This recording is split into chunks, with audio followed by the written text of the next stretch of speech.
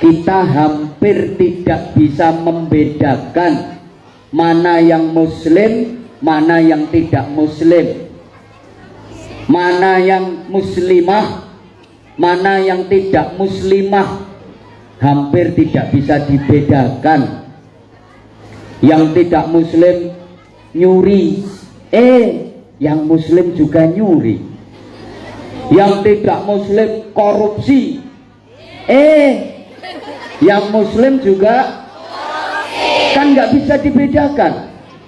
Yang tidak muslimah pamer aurat,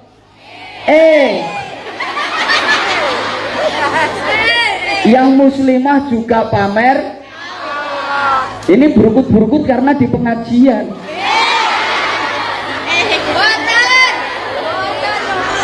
Yang tidak muslimah pada ghibah, kok dayoe teko gini. Yang muslimah pun juga pada ghibah.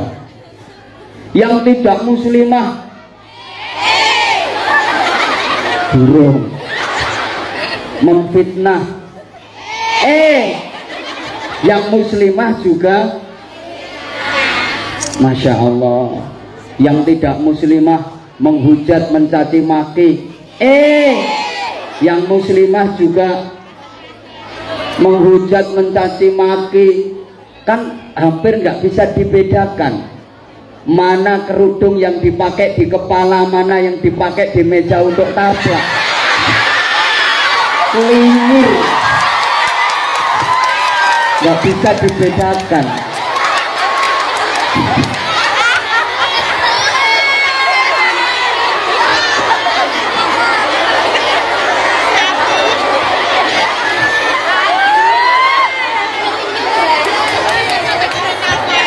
Makanya dikai iki nggo ganjil. Majelis kayak gini ngaji konsentrasi adil.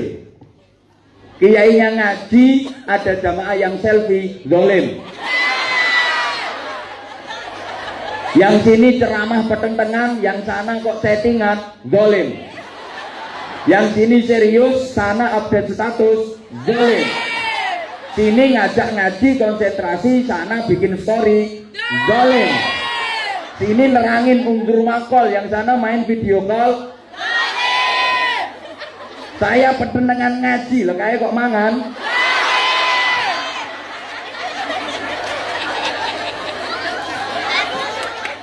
Nah, indah itu ketika sesuatu itu tepat pada tempatnya. Itu indah, proporsional kalau bahasa sekarang. Mohon maaf ya, payudara payudara menjadi indah itu kalau tempatnya di dada. Masih kurang, diam dulu. Ngomong tuh. Loh, saya ngomong belum selesai. Payudara indah kalau tempatnya di dadamu. Karena kalau di dadaku jelek. Gitu loh.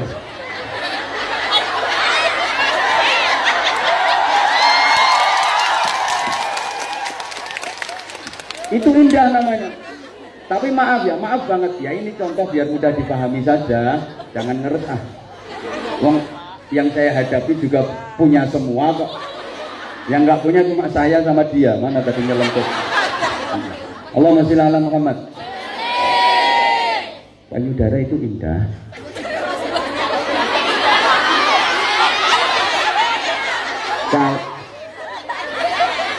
Kalau tempatnya di dada. Coba payudara kok tempatnya di batuk gini kan. Pasti nggak indah. Kenapa? Ya tidak pada posisinya. Wajah indah itu kalau seluruh organ-organ wajah itu tepat pada posisinya. Indah. Assalamualaikum warahmatullahi wabarakatuh.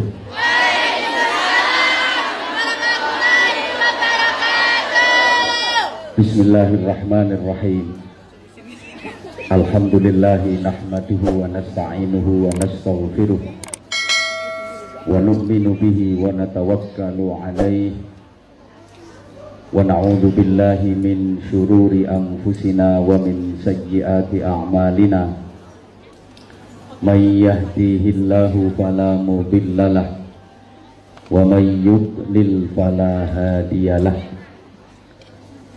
Asyhadu an la ilaha illallah wahdahu la syarikalah wa asyhadu anna Muhammadan abduhu wa rasuluhu la nabiyya ba'dah.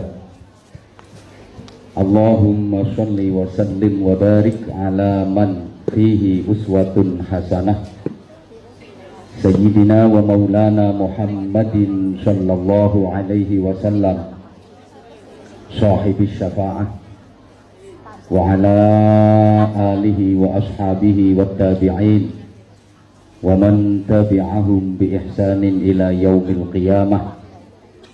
Subhanaka la ilma lana illa ma 'allamtana innaka antal alimul hakim.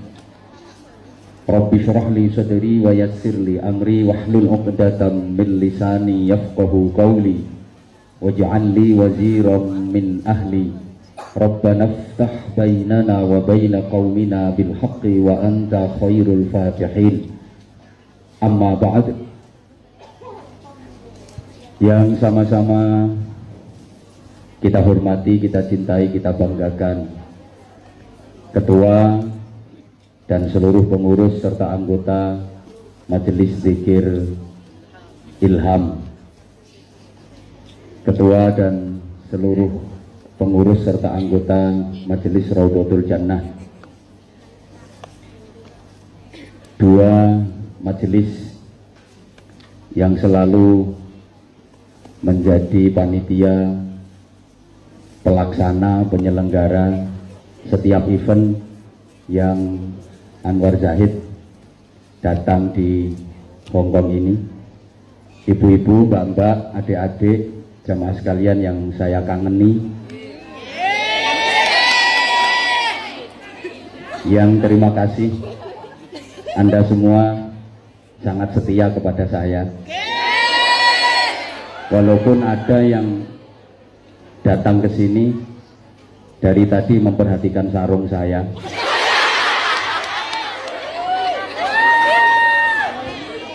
Izinkan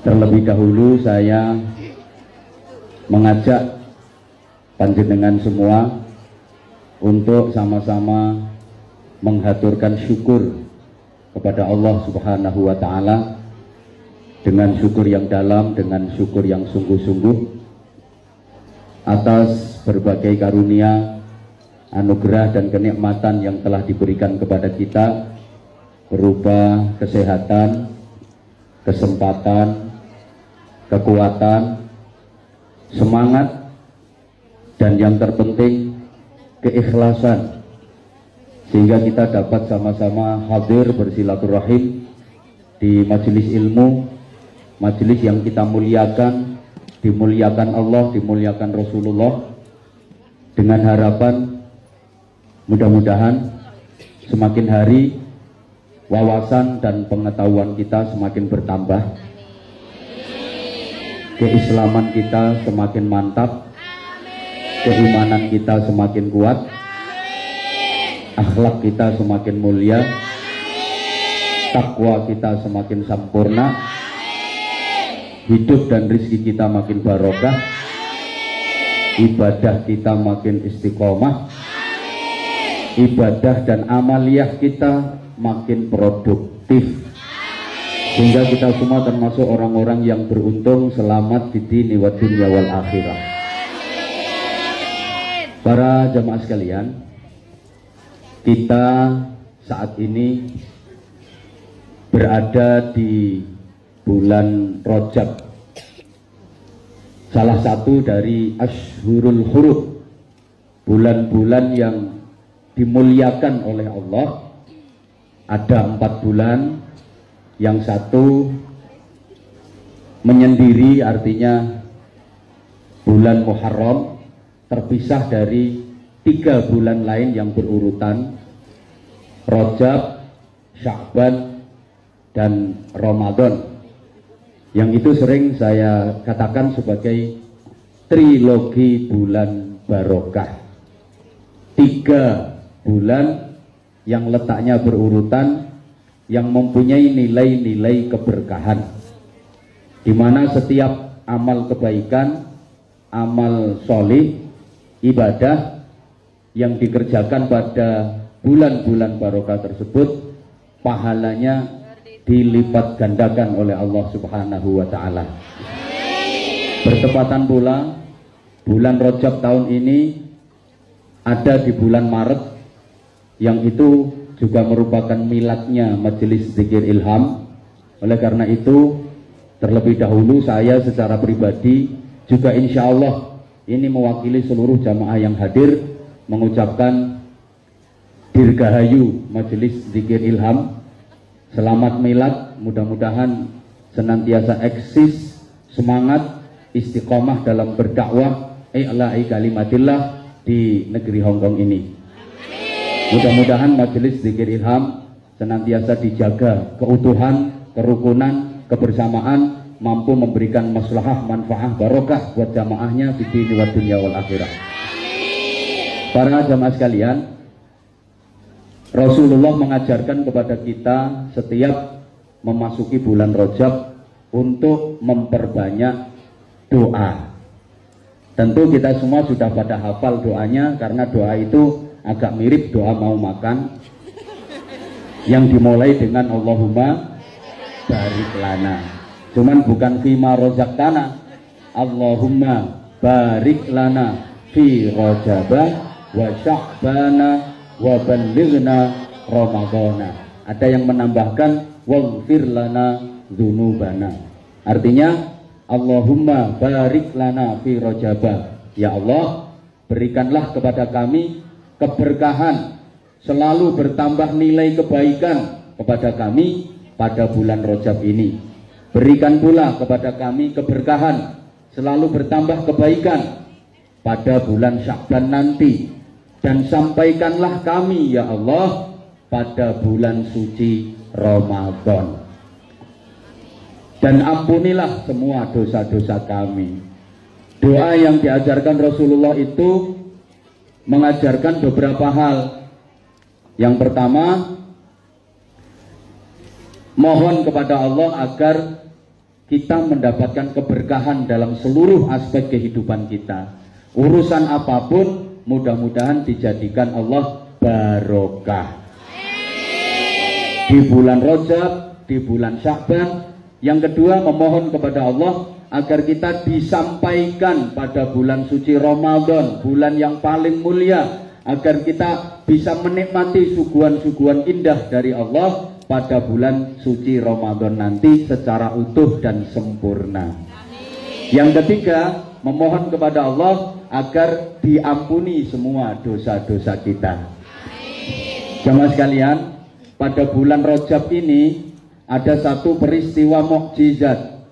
Di Isra Mi'rajkannya pemimpin agung kita, teladan kita, kekasih Allah, Rasulullah Muhammad sallallahu alaihi wasallam.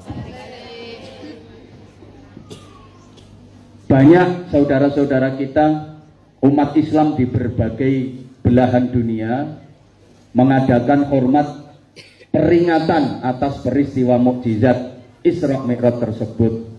Terlebih di negara kita Indonesia, di seluruh tempat, di semua daerah, banyak pelaksanaan dari acara hormat peringatan Isra Mi'raj yang dikemas dengan berbagai event, dengan berbagai kegiatan, dengan berbagai momen, terutama pengajian-pengajian, zikir, doa, sholawatan, walaupun ada kelompok yang membid'ah-bid'ahkan.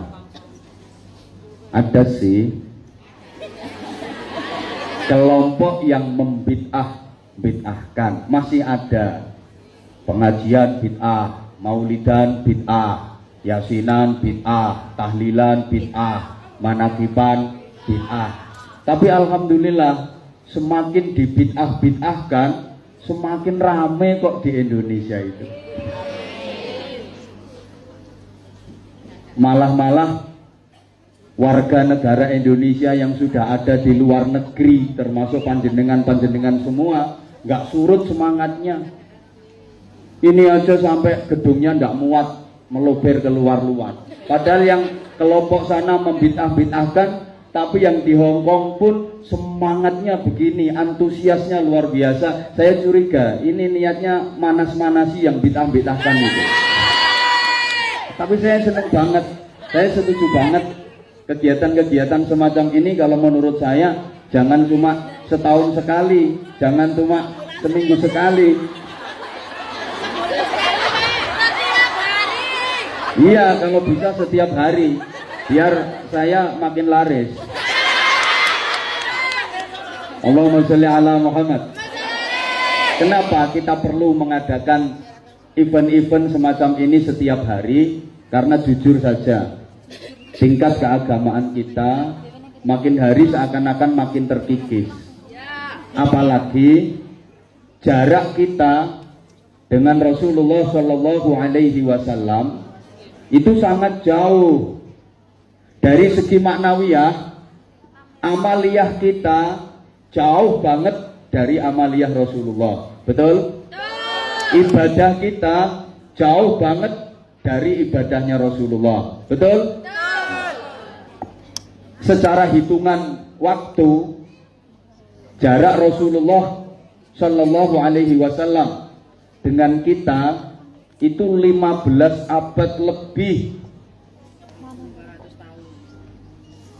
Rasulullah itu ibarat mata air yang airnya sangat bersih, menyehatkan, airnya sangat jernih, airnya sangat bening.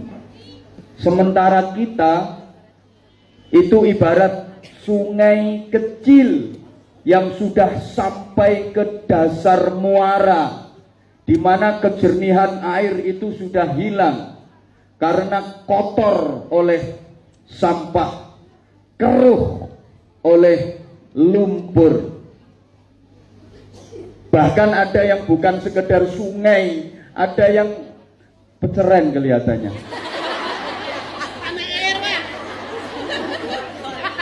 Ada yang got, bukan hanya keruh, bukan hanya kotor airnya, tapi bau.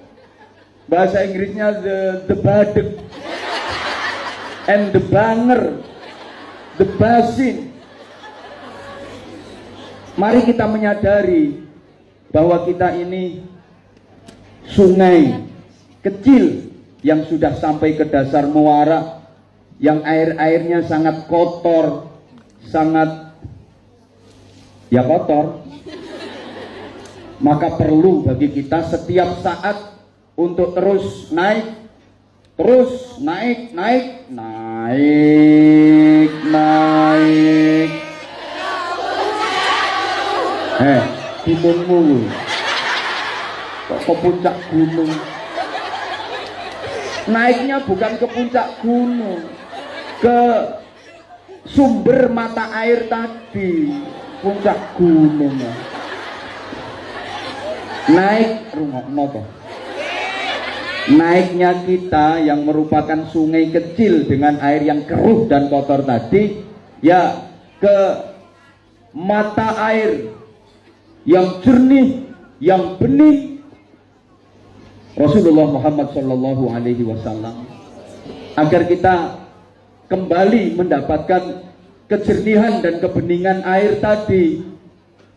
Perlu buat kita sesering mungkin untuk mendekat dan melihat kepada pemimpin agung kita, uswatun hasanah buat kita, teladan kebaikan kita, Rasulullah Muhammad Shallallahu Alaihi Wasallam.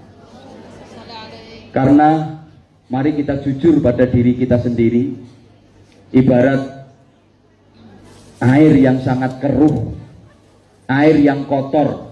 Nggak keruh gimana? Diajak ngaji malah makan sendiri. Ada yang selfie, ada yang video call nyambungnya ke Korea.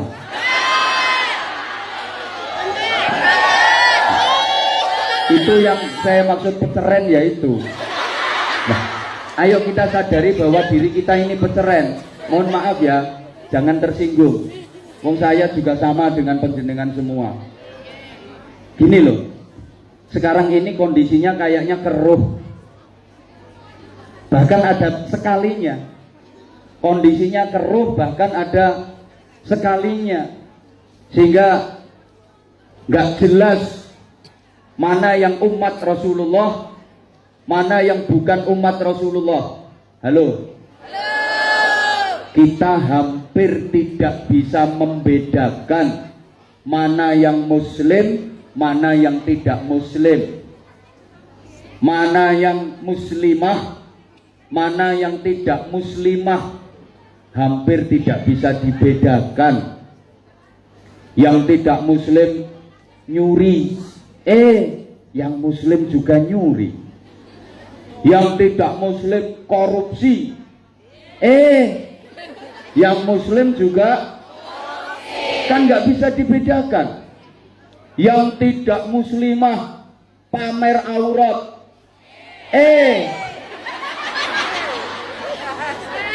yang muslimah juga pamer.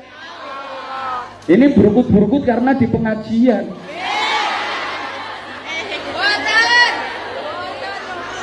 Yang tidak muslimah pada ghibah, kok dayoe teko gue. Yang muslimah pun juga pada ghibah. Yang tidak muslimah burung memfitnah, yang muslimah juga Masya Allah. Yang tidak muslimah menghujat, mencaci maki, yang muslimah juga menghujat, mencaci maki. Kan hampir nggak bisa dibedakan mana kerudung yang dipakai di kepala, mana yang dipakai di meja untuk taplak. Keliru, nggak bisa dibedakan.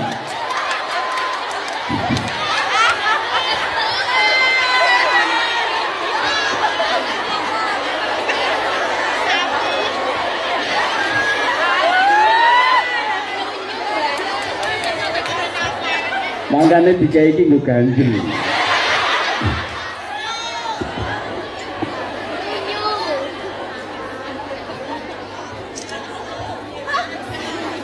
Allahumma sholli ala Muhammad.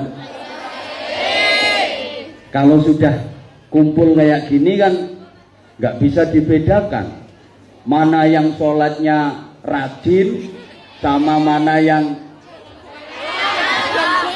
kok nggak pernah sholat. Masa masih ada yang nggak pernah sholat sama sekali?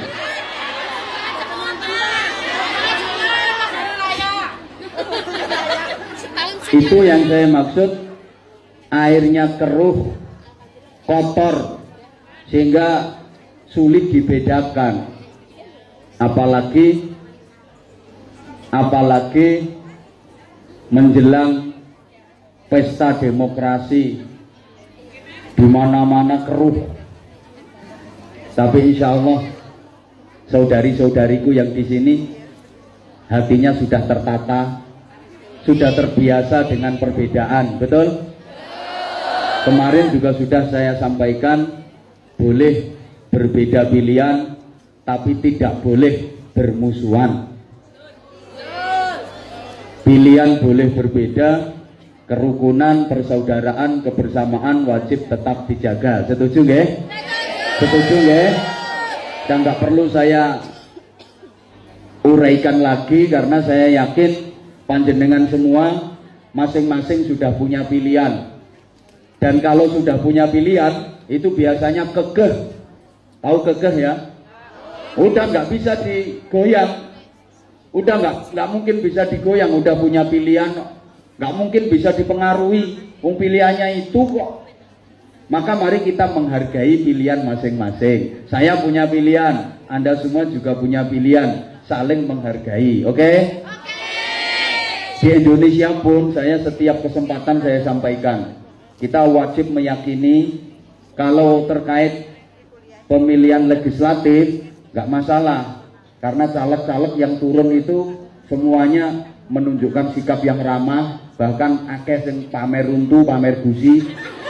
Biasanya nggak pernah senyum ya senyum-senyum, biasanya nggak pernah nyapa ya nyapa, biasanya nggak pernah datang ya datang. Itu dampaknya malah positif. Tapi yang terkait pilpres itu yang agak rawan, tolong jangan sampai terjadi kegaduhan. Wong siapapun nanti yang terpilih jadi presiden dan wakil presiden, statusnya penjenengan setahu saya ya tetap. Gak mungkin jenengan diangkat jadi menteri. Cuman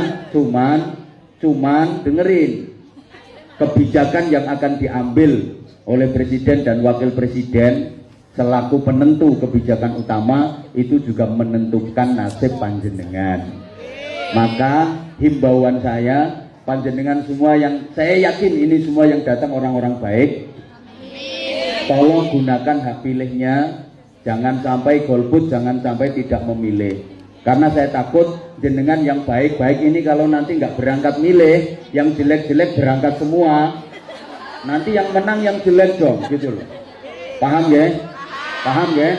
Nah, kita juga harus meyakini bahwa capres, cawapres, baik yang nomor urut 1 maupun nomor urut 2, semuanya adalah orang-orang baik. Amin. Kalau urusan negara, urusan pemerintahan, beliaulah yang terbaik. Buktinya yang terpilih dan lolos mencalonkan diri bukan Pak Lekmu, bukan Pak Demu, tapi beliau itu kader-kader terbaik. Saya sampaikan Pak Jokowi presiden kita saat ini baik banget, dan itu sudah terbukti dan itu sudah teruji.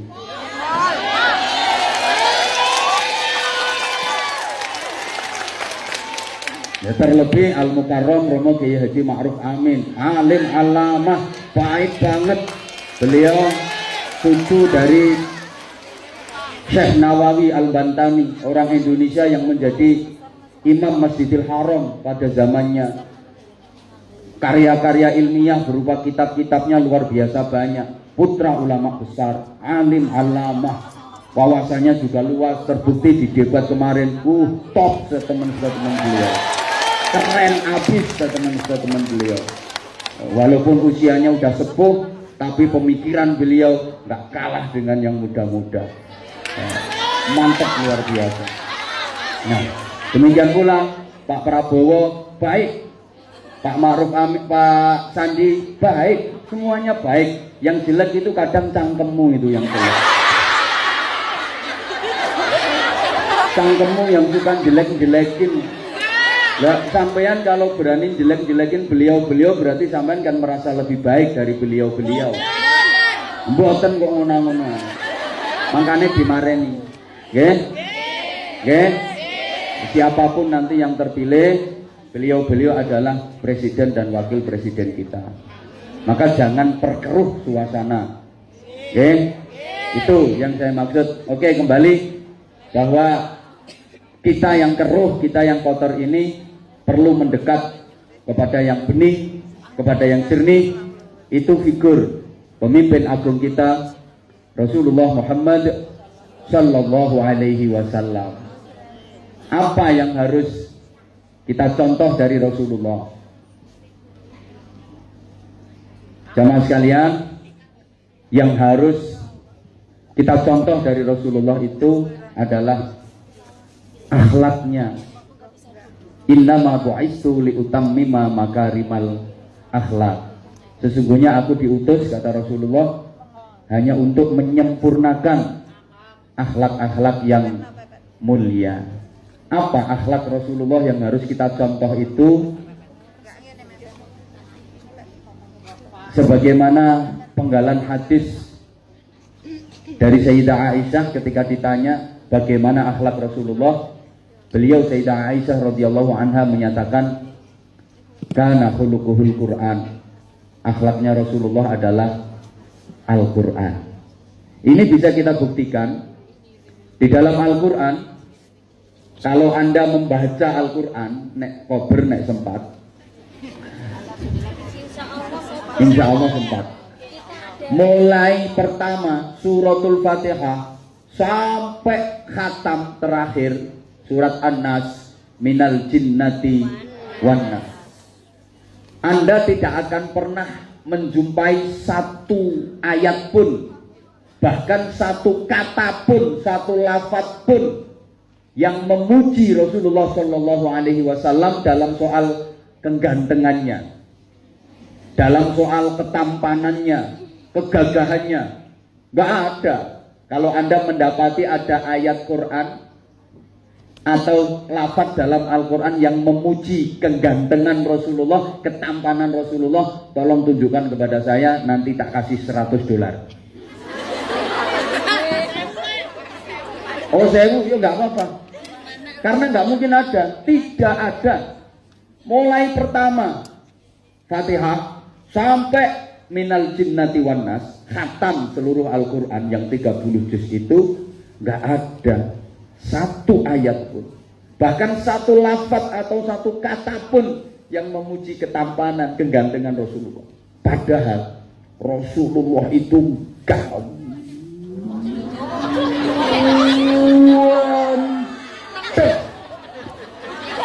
sangat amat tampan, dan ketampanan Rasulullah itu sempurna, gak akan pernah tertandingi oleh siapapun. Sempurna kegantengannya. Loh, katanya yang paling ganteng itu Nabi Yusuf. Nabi Yusuf emang ganteng. Kegantengan Nabi Yusuf, kegagahan Nabi Yusuf, iki di rumah nopo ora? Iya, kalau cerita soal gantengnya melorok kabeh. Nabi Yusuf emang tampan, Nabi Yusuf emang ganteng, tapi kegantengan Nabi Yusuf ini masih bisa disifati oleh manusia.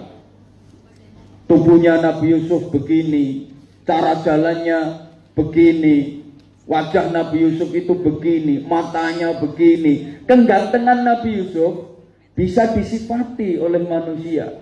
Nabi Yusuf kalau boleh digambarkan seperti bintang gemintang yang bertaburan di angkasa di tengah malam yang gelap gulita, sehingga siapapun yang memandangnya akan menilai itu sebuah keindahan yang luar biasa, kecuali orang yang gak normal akalnya. Bintang gemintang di angkasa yang berkilauan dengan kedipannya yang sungguh indah di kegelapan malam yang gelap gulita, maka bintang itu akan nampak begitu indah mempesona. Betul? Betul? Nabi Yusuf kalau digambarkan seperti itu. Nah, Rasulullah Shallallahu Alaihi Wasallam kalau digambarkan, beliau adalah rembulan sekaligus beliau adalah matahari.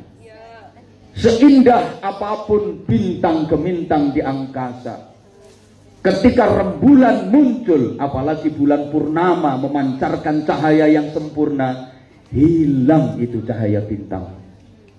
Paham enggak? Oh, sepaneng ya. Sepaneng bayangin Nabi Yusuf atau sepaneng terpesona memandang saya? Nah, ini pertanyaannya. Oh, kangen ya, kangen sama aku ya. Sama dong. Sama. Saya juga kangen banget.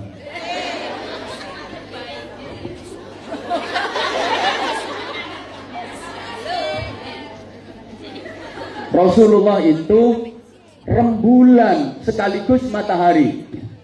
Anta syamsun anta badrun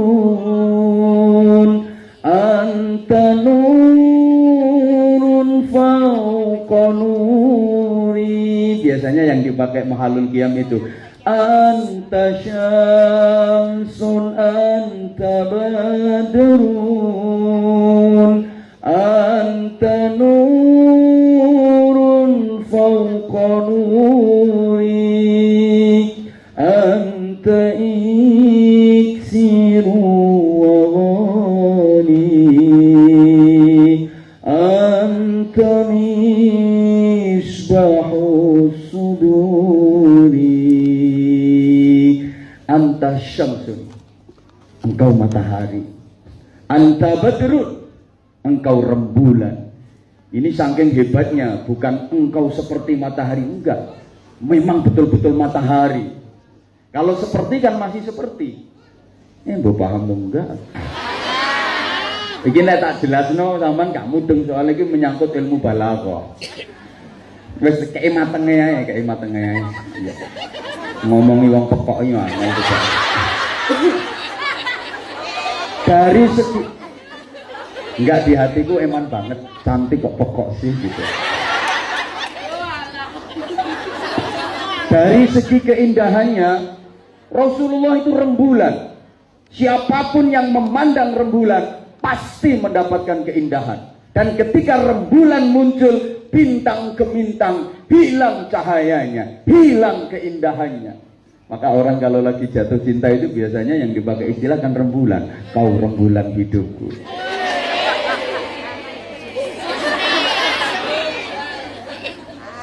Enggak, yang digawe istilah kan pasti gitu. Rembulan, rembulan. Dari segi keindahannya. Bahkan Rasulullah itu matahari. Orang pasti akan silau dan tidak kuat memandangnya. Tidak ada seorang pun yang mampu menatap wajah Rasulullah Shallallahu Alaihi Wasallam. Nek Nabi Yusuf ganteng, ya orang masih bisa menikmati, bisa memandang wajah Nabi Yusuf kayak rembulan itu loh. Halo? Kok rembulan, bintang ke bintang. Kalau Rasulullah matahari. Tidak ada orang yang kuat memandang wajah Rasulullah. Gak ada yang kuat menatap wajah Rasulullah. Pasti belelengen. Apa belelengen, bahasa Hongkongnya apa belelengen? Silau. Bahasa Hongkongnya belelengen itu. Ya, kalau diteruskan bisa-bisa the bomor. Belereng, gak akan kuat. Padahal Rasulullah itu sangat tampan, gagah, atletis, keren. Rasulullah itu keren banget, indah. Indah itu indah kae. Indah itu kalau bahasa Arabnya jamal. Indah, makanya oh ya jamal, ya jamal. Indah. Bahasa Arabnya jamal. Lawan katanya qabihun. Bejube cangreng bejube. Qabihun itu jube. Rebure. Rebure bejube res jemburis. Itu kopi. Nah, kalau boleh digambarkan gini, kelihatannya sampai yang tertarik dengan kegantengan soalnya. Jamalun, indah, itu semakna dengan adil. Lawan kata adil itu zolim. Apa? Bukan nyawa toh. Itu banter-banter. Itu gak nyaut itu, getak aku ini. Ini loh yang bikin aku makin kangen sama kamu ini. Kalau jamalun indah, itu lawan katanya qabihun. Juga. Ini semakna dengan adil.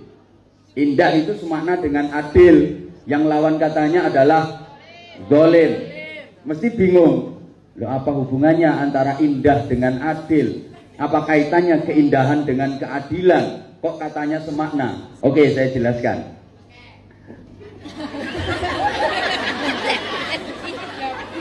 Adil itu takrifnya, definisinya wad'u syai' fi mahallih, menempatkan sesuatu tepat pada tempatnya. Itu namanya lho gak nyaut. Lah wong mangan neh. Wis apik-apik disimpen lho dimplokin neh. Halo gedung abang lho, gedung abang. Muga-muga keselak. Kadek lambene ditutupi. Tanganane seneng jero. Adil ya ketok sing kukur-kukur bokong aku ketok kok. Udah dengerin dong.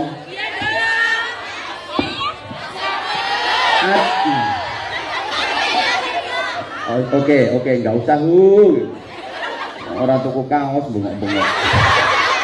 Adil. Oh iya. Makasih. Yang udah beli, makasih banget. Itu berarti tadi seperti yang sampaikan Bunda Nuris, berarti sampean udah nyeragami anak-anak saya, anak-anak yatim saya. Makasih. Jangan dilihat barangnya, tapi lihat nilainya. Kok fotonya? Ya lebih indah aslinya dong. Oke, saya sampaikan kalau indah itu semakna dengan adil. Begini, ini nanti menggambarkan keindahan wajah Rasulullah.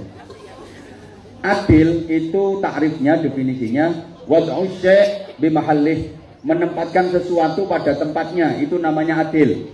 Kalau wad'u syai' bi ghairi mahallih, menempatkan sesuatu yang tidak pada tempatnya, itu namanya zalim. Contoh, peci ditempatkan di kepala, ini namanya adil. Kalau misalnya peci saya taruh di dengkul saya, ini berarti saya zalim. Kacamata ditempatkan di mata, centelkan di telinga, ini adil. Tapi kalau kacamata ditaruh di pantat, namanya zalim. Paham? Nah, di majelis kayak gini ngaji, konsentrasi, adil. Kiainya ngaji, ada jamaah yang selfie, zalim. Yang sini ceramah petentengan, yang sana kok settingan, zalim. Yang sini serius, sana update status, zalim. Sini ngajak ngaji konsentrasi, sana bikin story, zalim. Sini nerangin undur makol, yang sana main video call, zalim. Saya petenengan ngaji, loh kayak kok mangan.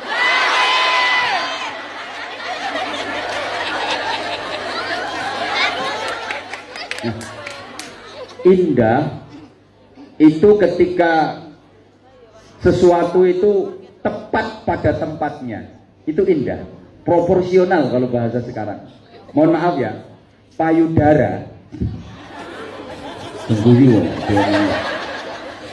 Payudara menjadi indah itu kalau tempatnya di dada. Masih kurang. Diam dulu. Ngomong apa?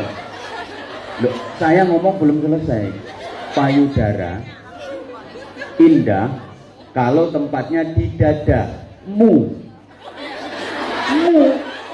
Karena kalau di dadaku ya. Gitu loh.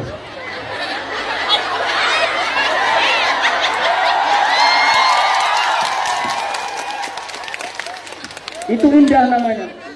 Tapi maaf banget ya, ini contoh biar mudah dipahami saja, jangan ngeres ah.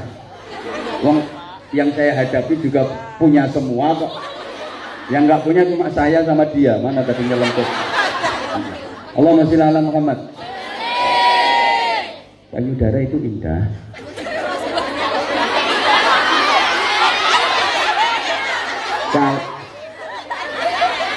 Kalau tempatnya di dada. Coba payudara kok tempatnya di batuk gini kan. Pasti nggak indah. Kenapa? Ya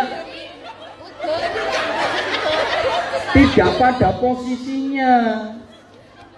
Wajah indah itu kalau seluruh organ-organ wajah itu tepat pada posisinya, indah itu. Hidung dibilang indah kalau tempatnya di tempatnya hidung. Bibir indah ketika tempatnya ya ada di posisinya bibir yang tepat. Mata menjadi indah ketika ukurannya mata segitu, proporsional tempatnya segitu. Hidung itu indah kalau ada pada tempatnya. Coba misalnya hidung ini jaraknya terlalu jauh dari mulut, atau misalnya posisinya salah, miring gini, malang gini, nggak indah. Mata terlalu dekat ke telinga sini, kiri kanan, yang jadi nggak indah. Nah, bibir misalnya, yang satu di dahi sini, yang satu di udel sini, nggak indah. Nah, Rasulullah Shallallahu Alaihi Wasallam itu seluruh organ tubuhnya proporsional, indah banget, sampai nggak ada yang kuat memandang. Allahumma sholli ala Muhammad.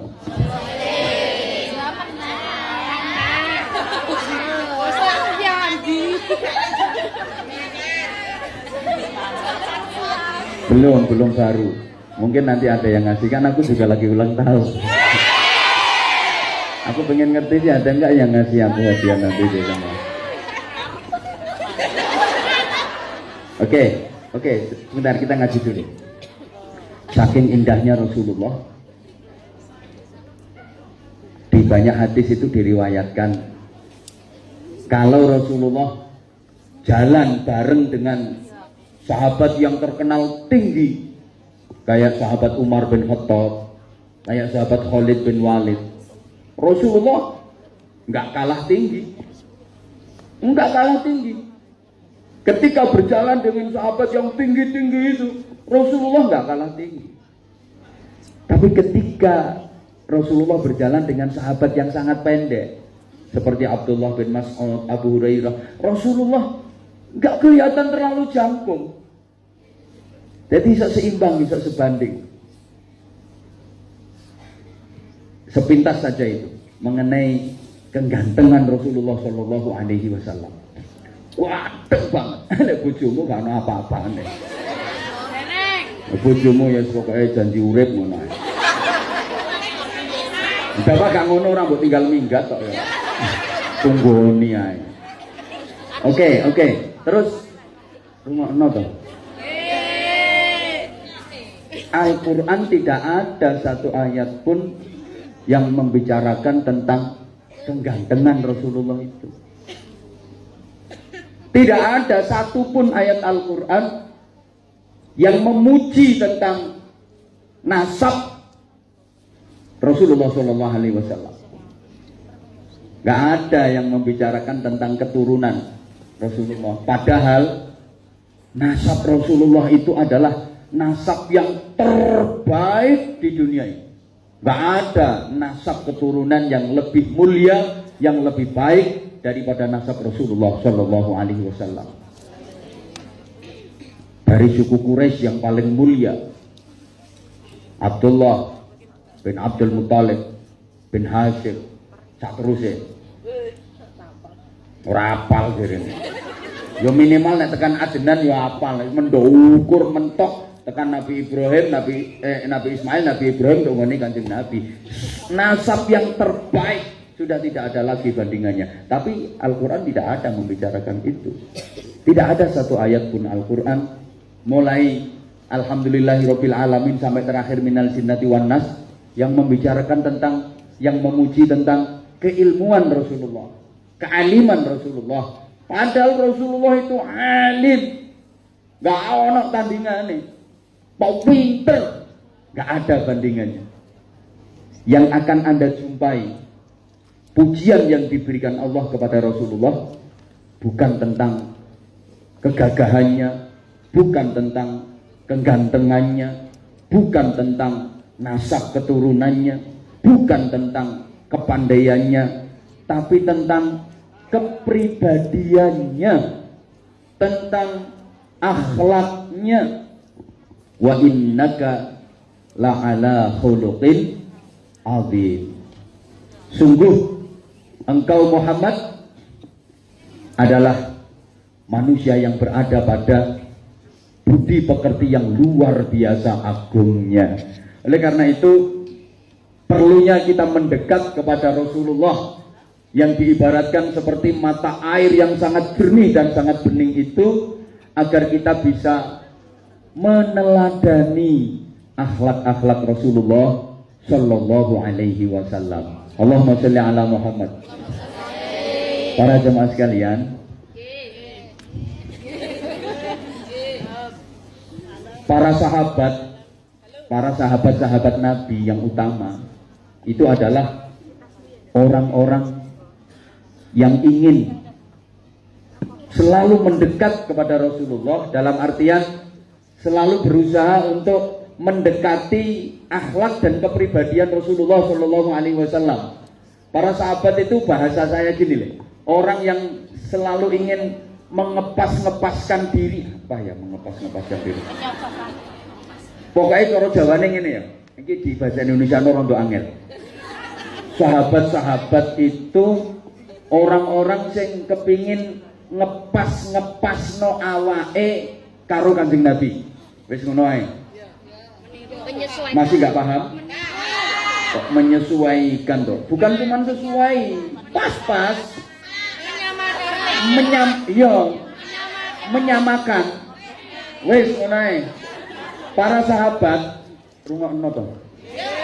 Para sahabat itu adalah orang-orang yang ingin menyamakan, yes, pokoknya ngepas-ngepaskan dirinya dengan akhlak Rasulullah Shallallahu Alaihi Wasallam. Walaupun ya nggak ada yang bisa, karena Rasulullah sempurna. Halo. Ada yang agak mendekati. Itu cuman Sayyidina Abu Bakar Siddiq radhiyallahu anhu.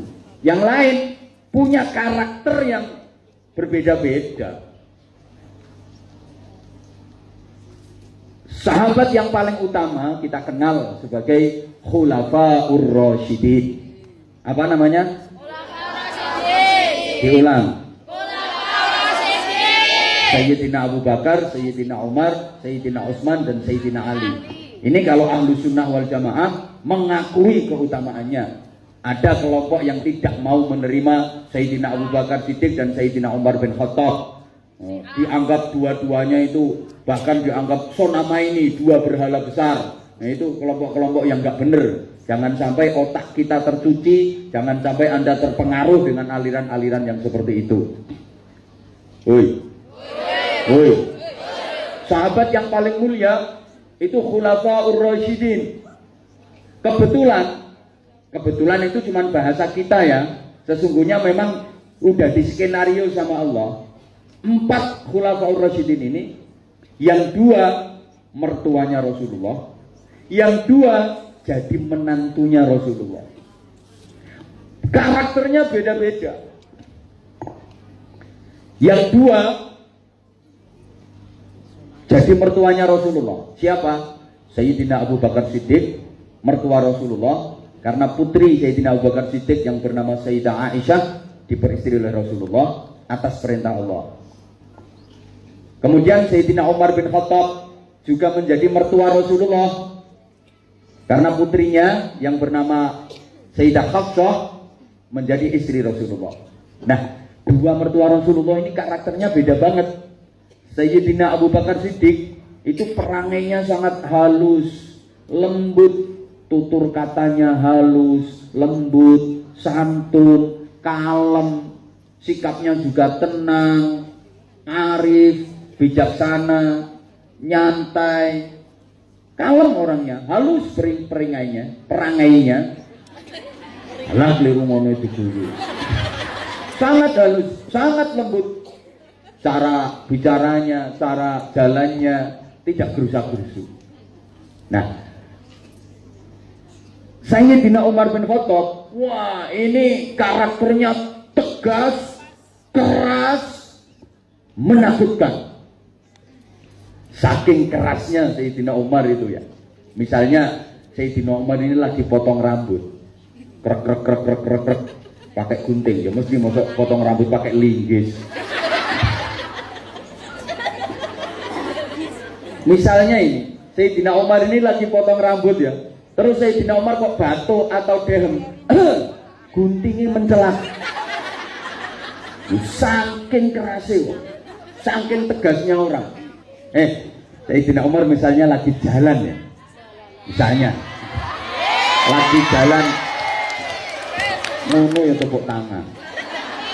Misalnya ini Sayyidina Umar rungokno toh, lagi jalan ke arah sana barat ya sana.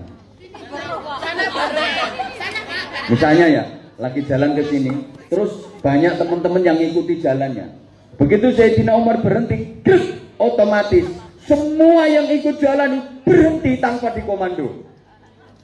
Bahkan ada riwayat Sayyidina Umar misalnya mau jalan ke barat sana, dari timur mau ke barat, terus dari barat sana ada setan yang mau jalan ke timur.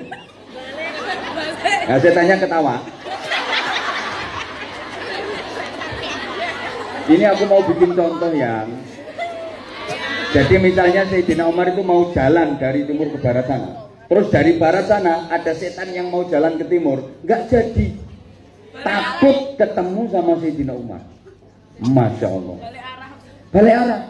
Ini setannya ngaku balik arah.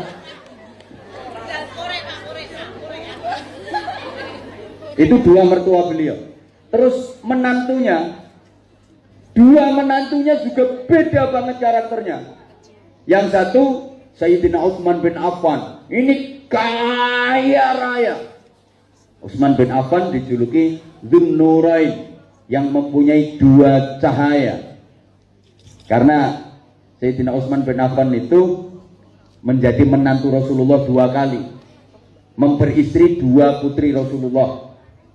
Pertama menikah dengan Sayyidah Ruqayyah, putri Rasulullah. Setelah Sayyidah Ruqayyah wafat, kemudian nikah lagi dengan Sayyidah Ummu Kulsum. Menikah dengan dua putri Rasulullah, dua menjadi menantu Rasulullah. Karena menikahi dua putri Rasulullah itu, maka Sayyidina Utsman dijuluki Dzun-Nurain, yang mempunyai dua cahaya. Kaya raya. Kekayaan Sayyidina Utsman tak terhitung. Makanya sampai sekarang di medsos itu sempat viral Utsman bin Affan macam-macam, saking kaya rayanya.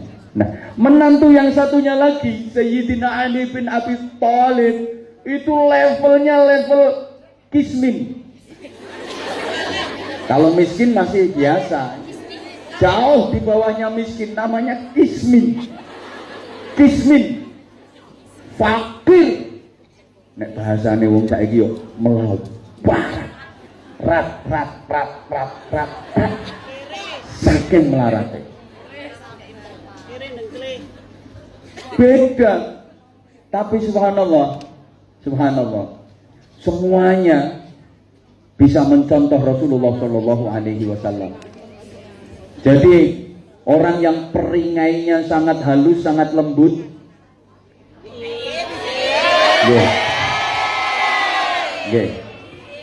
yang perangainya sangat halus, sangat lembut, bisa mencontoh Rasulullah Shallallahu Alaihi Wasallam. Dibisiki aku, kaosnya tasik kata, berarti medit banget. Perlu digandeni. Ngapunten nggih, nyuwun tulung. Nggih, aja eman-eman kok. Masa aku dikongkon ngemis dah. Nggih. Aku yang datang di bulan kemarin itu sekali langsung habis.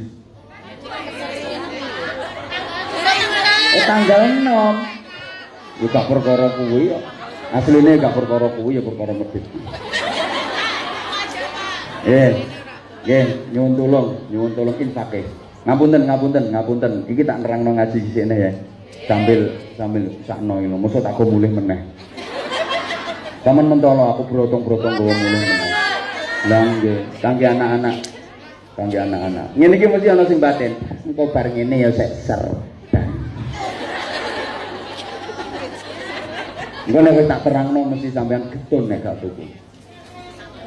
Apalagi nanti gak ngisi kotak amal. Oh, getun banget. Allahumma sholli ala Muhammad.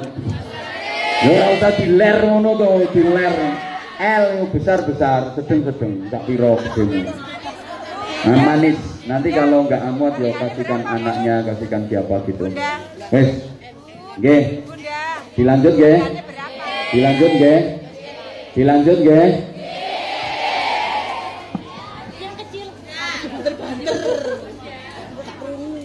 Yang perangainya halus, lembut, bisa mencontoh Rasulullah. Yang keras,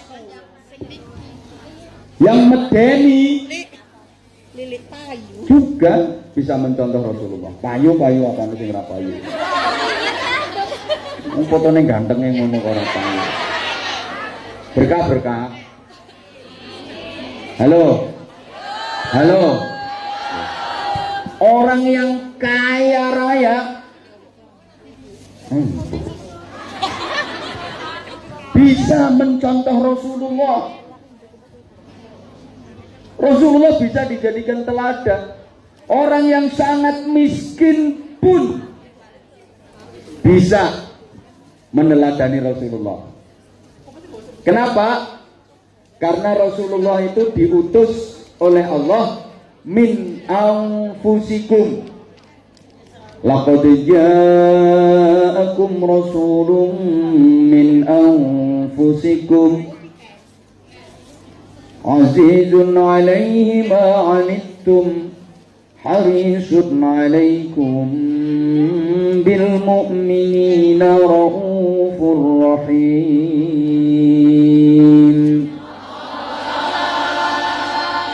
Aku gak direkam. beli baju Ojo, makasih, matur suwun.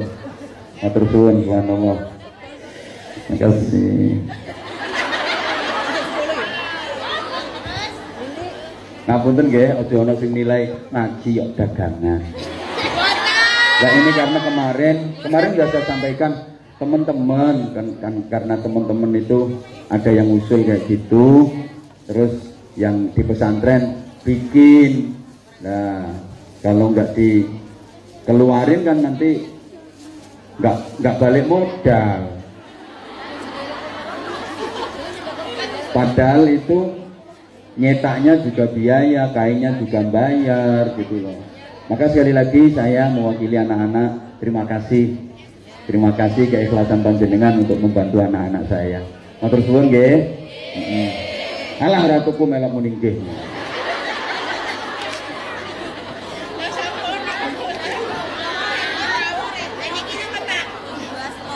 Rasulullah itu diutus oleh Allah sebagai Rasul min anfusikum, dari jenis kalian semua. Berarti apa? Manusia. Bareng. Manusia. Yang ikut nyaut berarti manusia. Yang merasa sebagai manusia tirukan manusia. Bareng. Muni ngono wae abot men. Nah, oke. Bagi yang tahu, bagi yang belum tahu, saya kasih tahu. Al-Quran diturunkan itu dalam beberapa fase. Allahumma sholli ala Muhammad. Allahumma sholli ala Muhammad. Al-Quran diturunkan Allah itu melalui beberapa fase. Coba nanti sampai ke kita ini udah sampai fase apa? Jamaah sekalian, fase pertama, fase hati. Al-Quran ini kok bahas M, bahas L. Karena digabung jadi ML.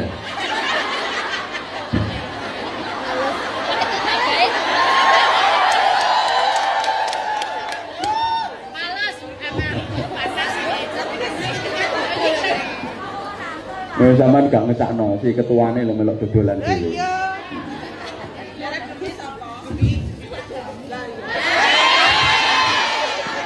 Makasih, Say.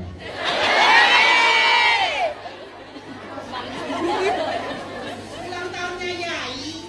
Yai tak bisa. Yang penting kau sih. Ini ana sing ngomong ngene. Aku gelem neku tapi kamu sing dinggo. Oke. Udah dengerin. Oh, yang saya pakai ini. Sarung. Lah terus aku kon piye?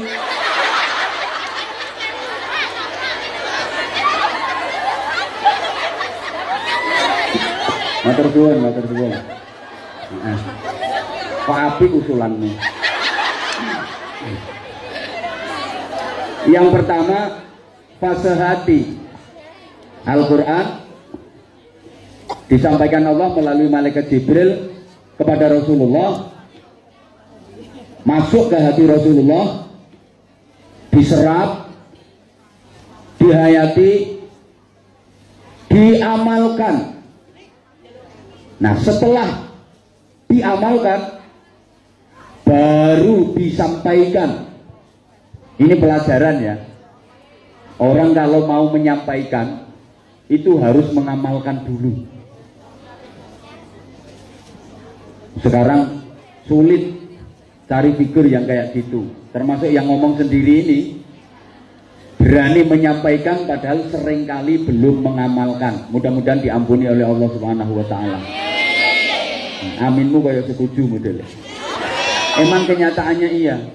Kalau Rasulullah, Al-Quran diterima dalam hati, diresapi, dihayati, diamalkan, baru disampaikan kepada para sahabat. Yang para sahabat itu adalah murid-murid Rasulullah, santri-santri Rasulullah. Sampai kepada para sahabat ini fasenya fase otak, fase akal pikiran. Al-Quran diterima oleh akal pikiran, kemudian dimasukkan ke hati, diresapi, dicerna, diamalkan. Baru oleh para sahabat disampaikan kepada murid-muridnya. Murid-murid sahabat itu dikenal dengan nama tabi'in. Ini Quran sudah sampai pada fase telinga. Halo.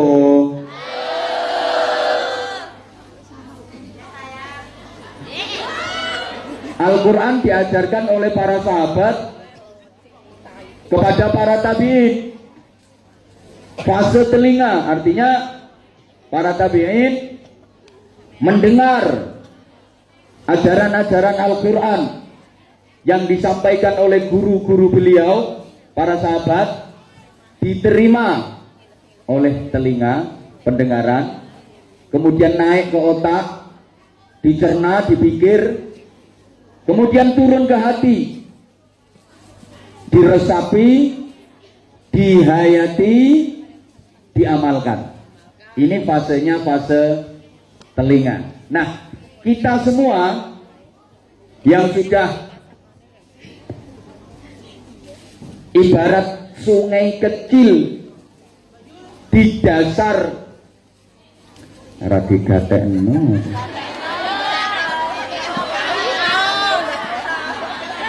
Sungai, salahmu kayak mau gak gelem tuku kok umek kok. Kita yang sudah diibaratkan sebagai sungai kecil yang sudah sampai ke dasar muara, yang airnya keruh, airnya kotor tadi, di awal kan disampaikan begitu nggih? Nggih apa ora mikir. Ini tingkatannya, mohon maaf, tingkatannya adalah fase mata tanpa mu, karena kalau ada munya namanya misuh matamu. Maksudnya matamu itu pandang aku dong. Kita kita denger, kita namanya kita ini termasuk sing ngomong barang. Kita yang sudah diibaratkan seperti sungai kecil, udah sampai ke dasar muara, airnya sangat keruh, airnya sangat kotor. Ini ibarat air yang butek, yang kotor tadi, fasenya sudah fase apa tadi? Ya gak nyaut, fasenya fase apa tadi? La haula peteren.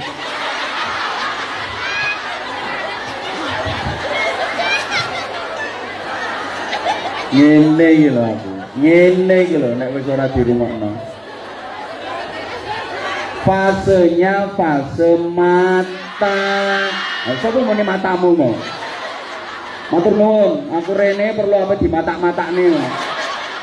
Fasenya fase kita hanya bisa melihat tulisan-tulisan mushaf itu pun nggak bisa rutin, betul? Alhamdulillah nek sadar. Sudah fasenya cuman fase mata. Matamu dewe. Kita hanya bisa melihat dan memandang tulisan-tulisan di mushaf, itu pun kita nggak bisa rutin dalam memandangnya. Saya katakan memandang karena banyak di antara kita yang belum bisa membaca. Paling banter membunyikan. Membaca dengan membunyikan kan beda. Kemarin udah pernah saya sampaikan.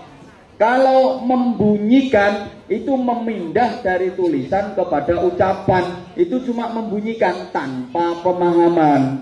Sedangkan membaca memindah dari tulisan ke ucapan disertai pemahaman. Lah rata-rata dari kita belum bisa memahami makna Al-Quran, betul? Maka rata-rata dari kita baru bisa membunyikan, memindah dari tulisan ke ucapan tanpa pemahaman. Oleh karena itu, kita yang hanya pada fase mata ini, ayo sering-sering kita gunakan mata kita untuk melihat tulisan-tulisan dalam mushaf Al-Quran. Kita gerakkan bibir kita untuk banyak-banyak membunyikan. Syukur-syukur bisa membaca Al-Quran. Jangan sampai di fase terakhir yang cuma fase tangan. Artinya hanya bisa memegang saja. Ono sing Qur'ane mau dicekel tok wis diwolak-walik. Katam. Itu fasenya fase tangan, cuman bisa memegang. Jadi mek iso nyekel tok. Kon ngunekno ya ora iso, membunyikan itu ndak bisa. Halo. Halo. Nah, oke. Teladan yang diberikan oleh Rasulullah ini bisa dicontoh oleh siapapun. Orang yang halus lembut bisa, orang yang keras tegas bisa, orang yang kaya raya bisa, orang yang miskin bisa, yang mau ngaji serius bisa, yang ngaji sambil angop-angop bisa. Gitu aku ora ngerti. Ngantuk, kayak bengi ora turu. Subuh udah kesini. Masya Allah. Oh masalahnya MTR. Gak apa-apa. Matur suwun. Saya sebenarnya ternyuh. Artinya ternyuh itu apa? Jenengan duduknya itu nggak bisa selonjor, nggak bisa sembujung, mesti geringgingin rangkul. Mesti. Makanya itu sangat saya hargai. Ini perjuangan yang luar biasa. Pahalanya tak terhitung. Panitia kan iso mlokam laku. Nek sampean mlokam laku ya rubuh gedunge. Masya Allah, saya nggak bisa membayangkan betapa perjuangan ini dengan luar biasa. Nah, ini yang menjadi motivasi dan semangat saya untuk insya Allah selama saya ada waktu, selama saya dikasih jadwal, saya prioritaskan untuk jenengan semua. Tetap saya prioritaskan. Makanya apa? Saya sebenarnya ada jadwal April, tapi di cancel sama panitia. Nah kalau mau protes jangan protes ke saya, protesnya ke panitia, itu terutama ketuanya itu. Woi, orang di rumah no. Jamaahnya minta saya datang ke sini lagi bulan apa? Panitia ini kerungu. Saya ada jadwal April, cuma di pending, di cancel sama panitia. Iya kok. Oke, masak ini nggak apa-apa aku. Allahumma sholli ala Muhammad. Ayo sekarang di antara keteladanan yang bisa kita petik, yang bisa kita ambil dari Rasulullah Shallallahu Alaihi Wasallam,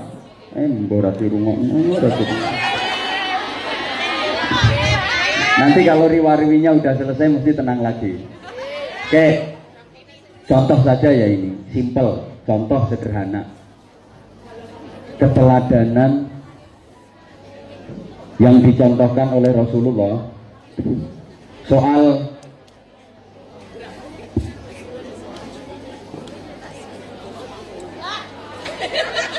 kedermawanan. Sekali lagi, mencontoh dari Rasulullah itu akhlaknya. Karena nyata-nyata dalam Al-Quran yang dipuji oleh Allah bukan ketampanannya, bukan kegagahannya, bukan kealimannya, kepandaiannya, bukan nasab keturunannya, kebangsawanannya, bukan, tapi akhlaknya. Wa innaka la'ala khuluqin azim. Maka kita sebagai umat Muhammad, kalau mengaku benar-benar menjadi umat Muhammad, kalau mengaku sebagai umat Rasulullah, harus menyadari dan meyakini bahwa nilai kita bukan dari ketampanan. Kalau laki-laki, nilaimu bukan dari kecantikanmu. Apa meneh? Nggih. Nggih.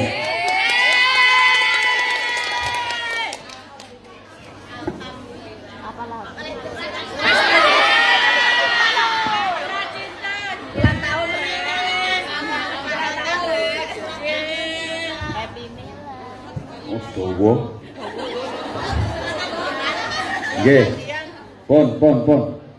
Sebagai umat Rasulullah, kita harus menyadari dan meyakini bahwa nilai kita, nilai sampean, nilai Anda bukan dari kecantikan. Walaupun saya juga mengakui Anda semua cantik-cantik. Ini bukan pengharapan kok diamini tuh. Nilai sampean bukan dari nasab keturunan. Nilai sampean bukan dari kekayaan, bukan dari kepandaian, tapi dari akhlak. Allahumma sholli ala Muhammad. Dulu saya pernah menggambarkan manusia itu bahannya sama. Manusia itu darahnya sama, dagingnya sama, kulitnya sama, ototnya sama, tulangnya sama, keringatnya sama, entutnya. Yang bikin beda adalah akhlaknya. Halo. Dan akhlak itu merupakan isi manusia yang membuat dia bernilai, yang membuat dia menjadi mahal. Allahumma sholli ala Muhammad. Tak baleni, menungso iku padha. Bahane padha, daginge padha, getihé padha, kulite padha, otote padha, balunge padha. Sing dadekno beda isine. Apa itu? Akhlak. Siapapun kalau akhlaknya baik, maka nilainya mahal, derajatnya tinggi. Siapapun kalau akhlaknya jelek, maka nilainya rendah, akhlaknya jelek. Woi, ini kita telepon nih.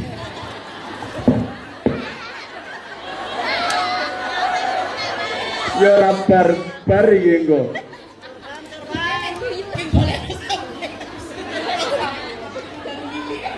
Halo. Halo. Wongi kaya kardus. Timbangane bingung kok. Wongi kaya kardus. Kardus iki bahane padha. Kardus iso mulya, kardus iso remeh. Tergantung isine. Rungono. Ana kardus cilik disimpen rapi ning lemari, mulya. Mergo isine permata, isine emas, isine berlian, isine minyak wangi. Ana kardus kuwedi api tapi dibuakno kali, mergo isine batang tikus. Wonge kaya pelembungan. Aku ngomong pelembungan, kok nek balon ndak salah persepsi. Pelembungan iki bahane padha, ya ngono kuwi bahane pelembungan. Pelembungan disebul nganggo karbit, diseni karbit, nyut nyut nyut nyut nyut, melentu gede, mumbul dhuwur. Tapi ana pelembungan disebul nganggo abape, cah sing ngangop kae. Salah angop kok. Nyut nyut nyut nyut, ya melentu. Tapi mau gelimbung ra ngira iso mumbul. Padahal pelembungane padha, bahane padha, melentune padha. Yang satu iso mumbul dhuwur, yang satu mek glimbang-glimbung. Bedane apa? Lho gak nyaut. Isine. Astagfirullahaladzim. Kan pernah tak contohno to. Manusia itu kayak duit, wong iki kaya duit. Duit iki bahane sing kertas padha. Ayo bantah wae, nek dolar ya gak. Ana sing kli, ana sing meling-meling. Anggapan padha. Bahannya sama kertas, tapi nilainya bisa berbeda. Yang membedakan apa? Ongkone. Ongkone dawa larang. Ongkone ndek murah. $1.000 larang, ongkone dawa. $1 murah, ongkone ndek. Duit itu nek kalau cuma $1, meskipun digantung neng dhuwur diunggul-unggul no, tetap murah $1. Tapi kalau 1.000 diidek-idek nang ngisor tetap 1.000. Halo. $1 disemprot minyak wangi. Karo $1.000 kuyuan wedhus. Milih ndi sampean? Lah iya yo ngono kuwi wong. Wes paham karepmu, gak paham karepmu. Maka yang kita contoh, yang kita teladani dari Rasulullah itu menyangkut apa? Apa tadi? Akhlak. Jangan pernah membangga-banggakan kecantikanmu walaupun kamu cantik, apalagi kamu yang tidak cantik.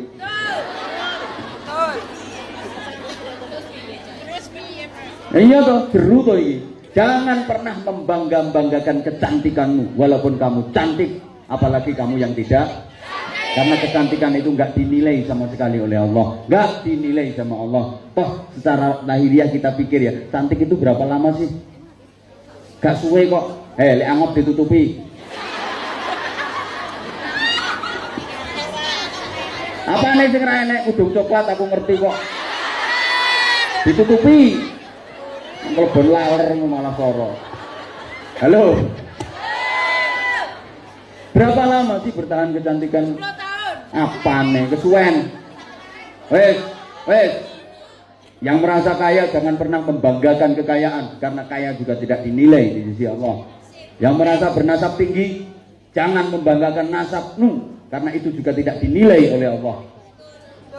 Yang merasa pinter jangan pernah membangga-banggakan ilmumu, karena bukan itu penilaian Allah. Nilai Allah itu ada pada akhlakmu.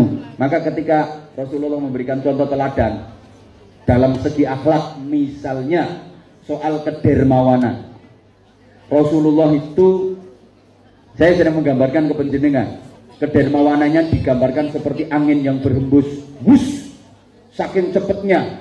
Bahkan banyak riwayat menjelaskan Rasulullah itu tidak pernah menyimpan duit atau makanan di rumahnya. Nggak pernah ada tersimpan makanan atau duit di rumah Rasulullah, kecuali semuanya disedekahkan. Ini sudah bisa dijadikan gambaran. Kalau di rumah Rasulullah itu nggak pernah ada simpanan makanan atau duit, kecuali semuanya sudah disedekahkan. Allahumma sholli ala Muhammad. Karena Rasulullah memberikan contoh keteladanan seperti itu, maka para sahabat juga kepingin mengepas-ngepaskan diri. Kalau bahasa sampean tadi, menyamakan atau mendekati akhlaknya Rasulullah dalam soal kedermawanan. Dan itu dibuktikan. Pada suatu ketika Rasulullah mengumumkan di hadapan para sahabat, wahai para sahabat-sahabatku,